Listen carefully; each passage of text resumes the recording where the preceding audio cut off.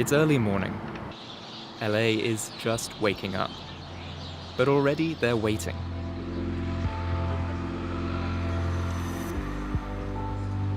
Some are mums and kids, a few still in their pajamas. They're here for visiting hours at Men's Central Jail in downtown Los Angeles. Who are you here to visit today? My husband. Your husband? Yes. Who are you here to visit today? My son, Raymond Coleman. I come up here to visit my grandson. Many of those behind these walls are not serving time for a crime.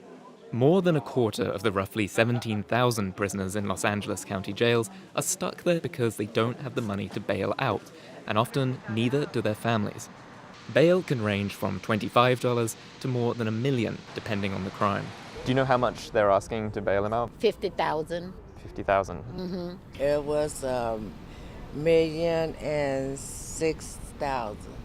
$1,006,000 Yes. for robbery. Yes. And was that something, did you look at getting bail for him? It's too much to get out.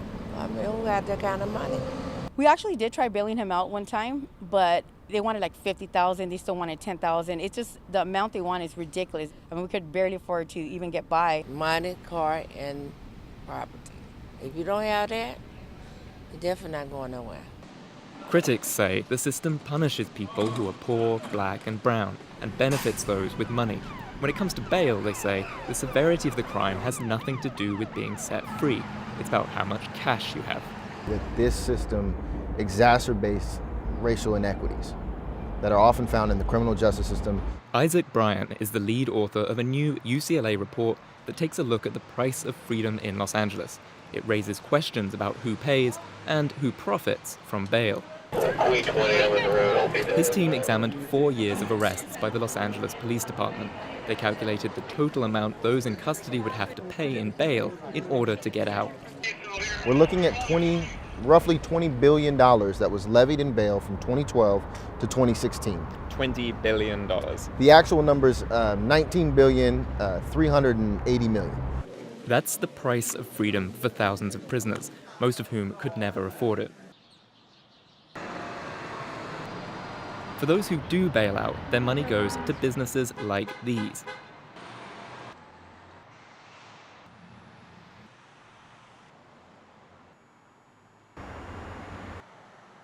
According to the industry's trade group, there are over 3,100 bail agents in California, 10% of them in LA County alone, many operating 24/7.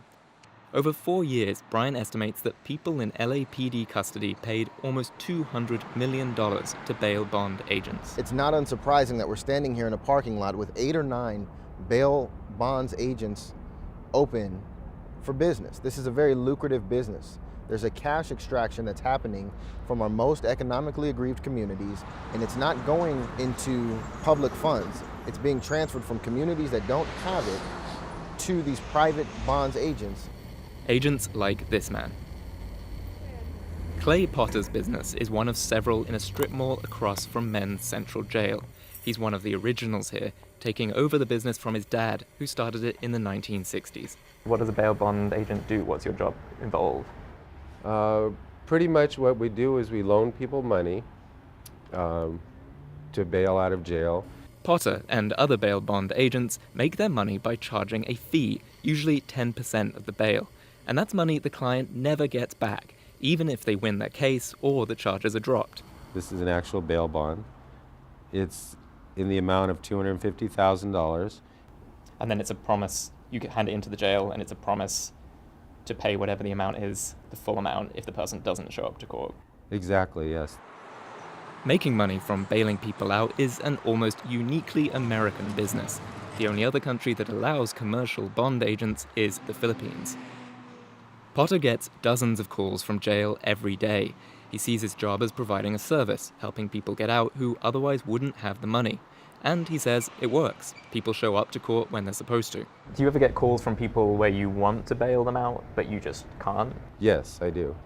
Female inmates will call you and say that, they have to get out because they have kids to take care of and big responsibilities, and so you may feel sorry for them, and where are the kids? Do you think it's a fair system, the system of bail that we have in the US? Well, I think the system's pretty fair. But ask almost anyone in this portion of South LA, and they'll say it's anything but fair. Half the children live in poverty. 1 out of 3 residents is unemployed. Yet UCLA found residents here in zip code 90044 got hit with the highest amount of bail. How many people do you know from this neighborhood who haven't been able to afford to bail out of jail? We won't even talk about the numbers. It's just, all I can say is, oh Lord, it's ridiculous. And people will plead to stuff just to get out. Because, you know, people have families, and if there's only one person working, say there's the man that's working, and the mom and the kids are at home, if the daddy stays in jail, then they're going to lose their place to stay. They're going to end up having to be in a shelter. What do you think that does to a neighborhood? It brings it down. It destroys it. Can't get out of jail if you can't afford it. So that's a lot of fact. People go to jail for no reason, and then they're stuck because they can't bail out of jail. Then they got to leave their kids, their family, you know, behind, and they got to deal with that terrible place. And research shows if you don't get out on bail, you're more likely to get a longer sentence. So if you don't bail out from the jail or from the detention center, then eventually you'll end up in a courtroom like this one. This is in the airport courthouse just outside LAX. Each day, defendants come to this courtroom, bust in from the jail. This is a chance for them to ask the judge, Keith Schwartz, for a lower bail amount, or to let them out just on the promise to return to court when they're supposed to. Bail set in the amount of $70,000. Bail set at $200,000. Bail requested by the people is $435,000. Ellie Schneer is a veteran public defender. She works in Judge Schwartz's courtroom. Tell me about what you see in this courtroom about the impact bail has on your clients. I can't tell you how many of my clients start off with an apartment or a home, and by the time the criminal justice system is done with them, they're homeless. And there's no way, you know, Section 8 cuts you off. SSI cuts you off. Good afternoon, court will call the case Woodrow Surratt, SA 0968851. Hello, sir. President Court with counsel, Missionary PD's office, people present. This is Schneer's last case of the day. It involves a felony burglary. And her plea of not guilty and a denial of any special allegations. In this case, the defendant was arrested a couple of days earlier. The defendant is alleged to have burglarized several vehicles and residences in 8 different buildings in West Los Angeles. I think that the bail that the people are requesting in this matter, which is $435,000, is excessive based on the limited evidence that they have in the case. His mom is here in the courtroom too. She says he wants to get home to his kids. Well, he's not able to be with his children. He has children, a son, a daughter, so he's not being able to be a father. That's a huge effect, first of all. When a person is incarcerated and they can't get out, they're not the only ones incarcerated.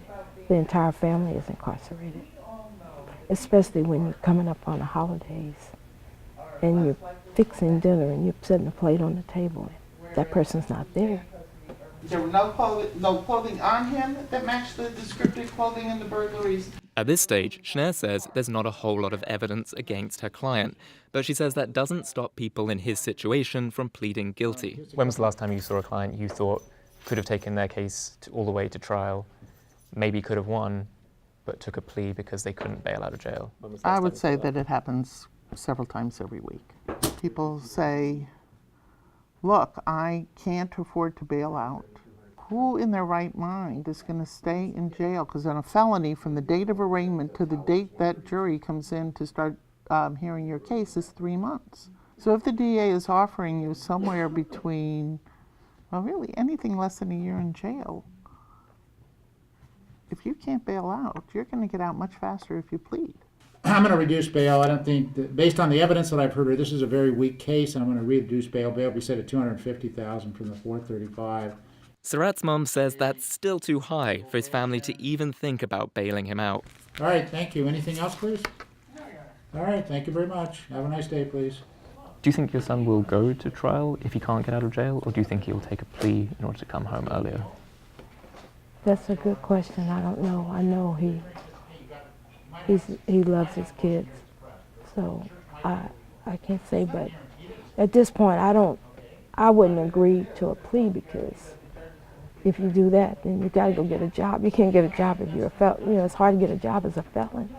How are you gonna support your family? I mean, or are you gonna fight it And it's up to him. Governor Jerry Brown has said reforming California's bail system in 2018 will be a priority. One option is to do away with the for-profit bail bond business entirely, something that a handful of other states have already done. While the debate drags on in Sacramento, families keep arriving outside jails across California.